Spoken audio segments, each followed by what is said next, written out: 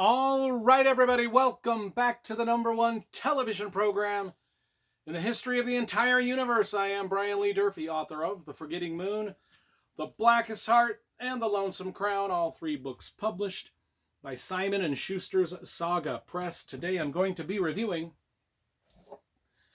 A Slowly Dying Cause, the newest Inspector Linley mystery by Elizabeth George. This makes book number 22 in her Inspector Linley series. I do have all the books in my collection. One of my favorite mystery writers of all time. In fact, I've met Elizabeth George. She has signed most of my books.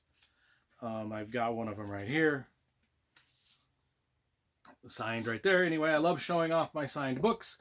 Let's talk about the cover first, because you know I love graphic design and cover illustration. I think this one's pretty cool. It's got a nice little English countryside lane here down in Cornwall, England. Wraps around a little bit. Makes a nice cover. I like it. So what is the Inspector Linley series about? Well, it's about Inspector Linley. He's an inspector in London, England. Solves many murders. In fact, he solved 22 previous murders, considering this is book 22 in the series. I guess that doesn't add 21 murders, because this is book 22. My math is correct on that, I believe. Anyway, Inspector Linley, he comes from he's high-born Englishman, lives in a manor house. His parents are rich. And then Inspector Havers is his partner, and she's not. She comes from the dumpy part of London, hard times. But they make a good team as they, solve these murders. One of the things I like about this series is there's no romantic involvement between these two ever at all, not even once.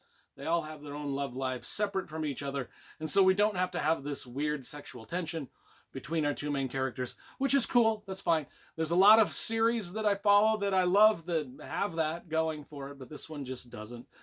So this one starts out with a little prologue about some people trying to build some construction down in Cornwall, and how burdensome it is to get construction projects off the ground in Cornwall, England, just because of government regulations and yada, yada, yada. Even in America, we got that horse shit going on. But anyway, that's kind of the opening scene. And then we go to a scene with Gloriana Lobb.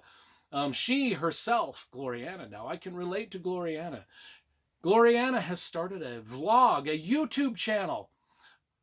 Her channel is about her mom's love life. Her mama's love life is in the toilet, and this lady's YouTubing it all out. She got a vlog all about it. And she doesn't edit her vlog either. That's another thing. She just speaks off the cuff. No edits. She's got 92,000 subs, which makes her channel the second biggest television program in the history of the universe. And she just talks about her mom's horrible love life, how horrid men are in general. Not just some men, like every man on the planet is a douchebag, according to this YouTube channel that she's got. Anyway, that's her story. The main plot is Gloriana, the YouTuber, her estranged father, Michael Lobb, runs a business called Lobb Tin and Pewter. I guess they make tin and pewter. He's found dead. This is the guy. Michael is found dead. This is the guy that's found dead. He's the murder victim. His body is found by Joffrey, who is a representative of Cornwall Echo Mining. Now, Cornwall Echo Mining is a company that's desperate to acquire the land that the Lobb family owns, where the Lobb pewter and tin business sits, and it could be lucrative for the family, but Michael Lobb, the father, is holding out. He doesn't want to sell, and so then he gets murdered. And why not? Guy doesn't want to sell, and he's got an extended family, and they all, so who's the murderer? Enter Bay Hannaford. She's the local investigator in Cornwall, inspector. She tries to unravel the family tree and motives, etc., etc. And we also get a viewpoint from the murder victim himself, as we kind of get to see what happened leading up to the murder. And he's kind of like a dog. He kind of is a douchebag.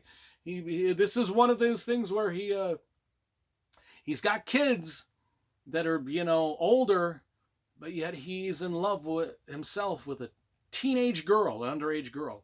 And that's a lot of what Elizabeth George's mysteries are, often about forbidden sex and illicit love affairs at their core. A lot of her books are that way at their core, and this is just one of them. Now, by page 120, we still haven't met. All of this backstory and all of the murder mystery is set up in the first 120 pages before Inspector Linley and Barbara Havers even arrive on scene. In fact, they start out in London, and they don't even get to the murder scene for quite some time in the books. The 600-page book. 120 pages in, we finally get Linley and Havers on the investigation. In fact, this is the longest murder setup. Now, Elizabeth George is known for having a pretty lengthy murder setup before the inspectors show up. Like, she really builds a case for, and she introduces all the characters, and then our inspectors show up finally. This is the longest entry. This is the longest, that she's gone 120 pages before the inspector shows up. This is the longest I can remember. And not only that, but once Inspector Linley and Inspector Havers shows up, they're our main characters in this series. If you didn't know that they were the main characters in a series of 22 books, if you were to just read this book, you would think Linley and Havers were minor characters in the story. They are not around a whole lot in this story. This is more a story about this family and their tin and pewter shop and all of their tangled relationships and all of their hatreds and loves for each other and all the drama and melodrama. That's mostly what it is. I mean, Inspector Linley and Havers show up and do some stuff to help the local investigator. But God, if you didn't know that, you would not know going into, if this is the only Linley book you read, you wouldn't know Linley was the main character. You would think he was a side character on a very odd side quest. Anyway, so what do we learn in this book? We learn a lot about Cornwall, tin streaming, more about tin streaming than I ever wanted to know. Holy water, you learn about that some.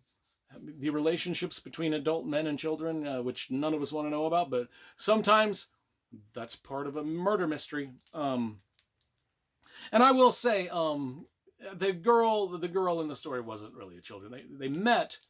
She was a server on a cruise ship. That's how they met. So she was old enough to have a job anyway. I liked the book. I mean, even though it wasn't a whole lot about Inspector Linley and Havers, I still liked the book. I wish it could have been more about our main characters. And I will give this a pretty solid 8.5 out of 10. Not my favorite Elizabeth George Inspector Linley book, but certainly an entertaining one. And at 600 pages, it's just a juicy, well-written, detailed murder mystery novel set in England. British cozies. Everybody likes British cozies.